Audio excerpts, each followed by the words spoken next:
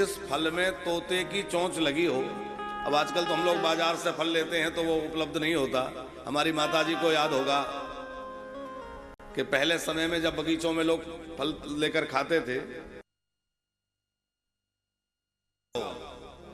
वो फल आम का फल ढूंढ रहे हैं तो बोले जिस आम के फल में तोते का मुंह लगा हो। क्यों? बोले जिसमें तोते का मुख लगा है वो ज्यादा मीठा होगा। अब चाहे तो ये समझ लीजिए कि तोते का मुख लगने से वो मीठा हो गया, या ये समझिए कि वो पहले से ही मीठा होता है, तोता उसी में फल में चोंच मारता है जो पहले से मीठा हो। उसकी परख ऐसी है। पर तोते का मुख लगा हुआ फल निश्चित मीठा होता है। और भागवत में भी तोते का मुख लगा है। ये तोता विराजमान है, ये है सुखदेव। सुख माने होता है तोता।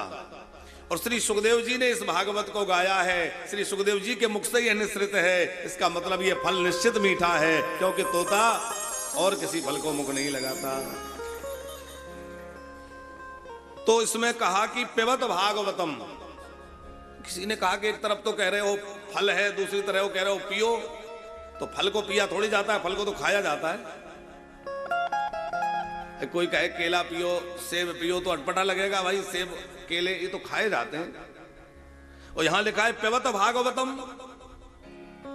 तो किसी ने व्यास जी से कहा कि आप पीने की बात क्यों कह रहे हैं? बोले इसलिए कि है तो ये फल, पर ना तो इसमें छिलका है, ना गुठली है, ना इसमें कोई कठोरता है, बिल्कुल रस ही रस है। अब जिसमें रस ही रस होगा तो रस को तो पीना ही पड़ेगा। रसमालयम, ये तो रस का आलय है, इस रस को तो बस पीते जाओ। तो कब तक पिए? बोले जब तक ठाकुर जी ना मिल जाएं, सदा सेव्या सदा सेव्या। जब तक भगवान की प्राप्ति ना हो जाए, तब जब तक ये शरीर है पीते रहो।